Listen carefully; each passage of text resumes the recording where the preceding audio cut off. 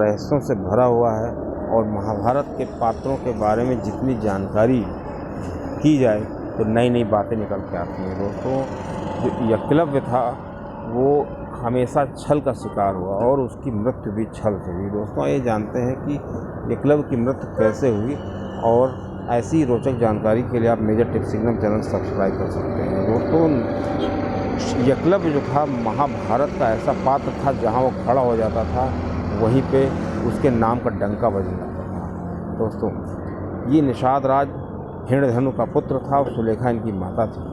दोस्तों, ऐसा ही माना जाता है, हरिवंश पुराण में ऐसा बताया गया है कि वो श्री कृष्ण के चाचा का पुत्र था, लेकिन उसकी कुंडली में दोष था। इस वजह से उसने उसको श्रृंगबेरपुर के जो राजा हैं उनको दे दिया गया था। दोस्तों, उसका बचपन का नाम अभय था, और चूँकि श्रृंगबेरपुर का राजा बहुत ही शक्तिशाली राजा था और उसका एक ही उद्देश्य था कि अपने आसपास के जो राज्य हैं उन पे अपना अधिकार कोई ऐसा न करने पाए और अपनी सीमा को सुरक्षित रखा जाए। दोस्तों, श्रृंगबेरपुर के राजा जो थे अपने राज्य की सीमाओं को लेकर के बहुत ही ज़्यादा जागरूक थे। इसी वजह से बचपन से जो एकलव्य था उसके अंदर एक ही भावना थी कि हमको ये बहुत अच्छा धनुर्धर बनना है पिता की तरह, और कोई ऐसा न आक्रमण करने पाए, क्योंकि जो श्रृंगबेरपुर की सीमा थी वो मथुरा और हस्तिनापुर जैसे राज्यों से मिलती थी और दोनों ही बहुत ही मजबूत राज्य थे। दोस्तों, अब एकलव्य ने बचपन में सुन रखा था कि इस समय के सबसे अच्छे धनुर्धर धनुष सिखाने वाले श्री द्रोणाचार्य जी हैं, इसलिए वो चाहता था कि गुरु द्रोण ही हमको शिक्षा दें। अब दोस्तों, उसने तय किया कि हमें गुरु द्रोण के पास जाना है, इसलिए वो हस्तिनापुर गया। अब जब हस्तिनापुर पहुंचा तो गुरु द्रोण से उसने शिक्षा के लिए कहा, लेकिन उसको पता चला कि जो गुरु द्रोण हैं केवल जो राज परिवार के पुत्रों को ही सिखाते हैं। इसलिए जब गुरु द्रोण ने मना कर दिया तो उसको बहुत दुख हुआ, लेकिन चूँकि वो अपने घर पर बता के आया था अपने राज्य में कि वो धनुर्विद्या सीखने जा रहा है हस्तिनापुर, अब चूँकि वो अगर वैसे ही लौटता तो उसकी बेइज्जती होती। दोस्तों, कहा जाता है कि द्रोणाचार्य जी ने मना कर दिया था इसलिए कि वो नीची जात का था। दोस्तों, ऐसा नहीं था, क्योंकि द्रोणाचार्य बंधे हुए थे कि उन्होंने वादा किया था श्री अर्जुन जी से कि मैं तुमको एक बहुत ही अच्छा धनुर्धर बनाऊंगा। उसमें उनका स्वार्थ भी छुपा था, क्योंकि वो द्रौपदी जी से बदला भी लेना चाहते थे। ये भी एक बहाना था।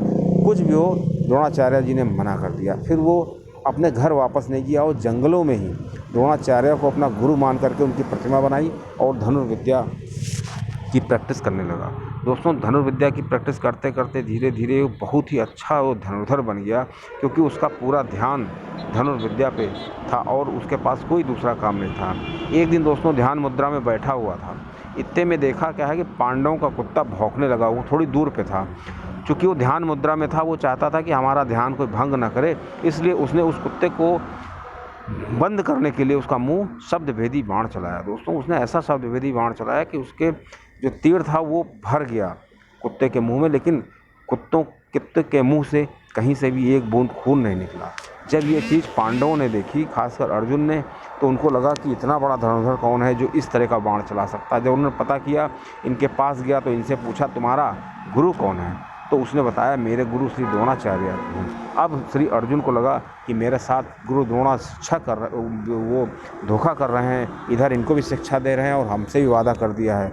अब अर्जुन को लगने लगा था कि ये हमसे बड़ा धनुर्धर है, इसलिए श्री अर्जुन जी द्रोणाचार्य जी के पास गए और ऐसा पूछने लगे। तो द्रोणाचार्य जी ने कहा मैं तो नहीं जानता हूँ कौन है, चलो आगे चल के देखते हैं। अब इधर द्रोणाचार्य अपने पुत्र अश्वत्थामा के साथ और साथ में अर्जुन भी थे, इसके पास आए और इससे कहने लगे कि बताओ तुमने कैसे मुझको गुरु मान लिया है और मैं जानना चाहता हूँ। इतने में द्रोणाचार्य जी ने उससे कहा कि अगर तुम मुझको अपना गुरु मानते हो तो मैं तुमसे गुरु दक्षिणा के रूप में कुछ मांगना चाहता हूँ। तो उसने कहा तुम जो मांगना चाहते हो मांग लो। जब गुरु द्रोणाचार्य जी ने उससे मांगा, कहा तुम अपना हमको दाहिने हाथ अंगूठा दे दो, क्योंकि दोस्तों द्रोणाचार्य को शक था कि कहीं ऐसा न हो कि ये अर्जुन से बड़ा धनुर्धर बन जाए, लेकिन अगर इसका अंगूठा मांग लिया जाएगा तो कभी भी कदापि ये ऐसा नहीं कर सकता है। अब दोस्तों गुरु द्रोणाचार्य अपनी शिक्षा में अपनी चाल में सफल रहे और उसका अंगूठा मांग लिया।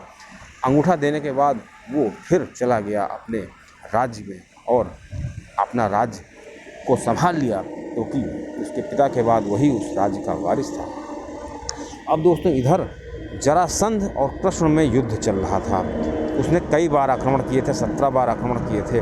और दोस्तों जरासंध की सेना में जब एकलव्य शामिल हुआ, ऐसा भी कहा जाता है कि जरासंध ने जितने बार आक्रमण किया एकलव्य उसमें था, लेकिन आखिरी युद्ध में एकलव्य जरूर था।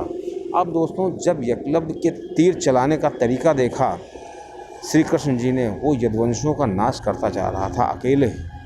अब श्री कृष्ण जी को लगा कि ये धनुर्धर जो है आगे चल कर के कौरवों की सेना में हो सकता है, और अगर ये कौरवों की सेना में आ गया तो इसको परास्त करना अर्जुन के लिए बहुत ही टेढ़ी खीर होगा। इसलिए श्री कृष्ण जी ने सोचा कि कुछ किया जाए और इसका वध करना बहुत ज़रूरी है। इसलिए श्री कृष्ण जी ने उसकी जब धनुर्विद्या देखी तो श्री कृष्ण जी चकित रह गए कि इतना बड़ा धनुर्धर कैसे हो सकता है। बस दोस्तों श्री कृष्ण जी ने उसको छल से मार दिया। अब दोस्तों जब उसका वध हो गया उसके बाद श्री कृष्ण जी ने ये सोचा कि हमारे जो अर्जुन हैं उनके लिए एक रास्ता तो साफ हो गया है। लेकिन दोस्तों एकलव्य से जीवन से बहुत कुछ सीखने को मिलता है। सबसे बड़ी चीज़ सीखने को मिलती है कि मनुष्य के जीवन में जब भी विपरीत परिस्थिति हों तब उसको हार नहीं माननी चाहिए और उसको हमेशा कुछ न कुछ सीखते रहना चाहिए। और दोस्तों कभी भी किसी भी चीज़ के अभाव की शिकायत नहीं करनी चाहिए कि हमारे पास ये नहीं है, अगर ये होता तो हम ये कर लेते। ये हमको एकलव्य के जीवन से सीखने को मिलती है कि जब सभी परिस्थितियाँ विपरीत थी उसके बावजूद भी उसने जंगल में अकेले रह करके धनुर्विद्या को सीखा और अपना एक ऐसा मुकाम हासिल किया जो गुरु के पास रहकर भी नहीं सीखा जा सकता था। दोस्तों इन बातों से पता चलता है कि एकलव्य जो था उसका एक सूत्री कार्यक्रम था कि हमको धनुर्विद्या में बहुत ही निपुण बनना है दोस्तों, और वो अपनी इस चाल में कामयाब भी रहा। अब दोस्तों जो एकलव्य था उसके अंदर एक चीज़ और हमको सीखने को मिलती है कि लगातार अभ्यास करने से मनुष्य जो होता है अपने आप को इतना पैना बना लेता है कि वो नंबर 1 हो सकता है।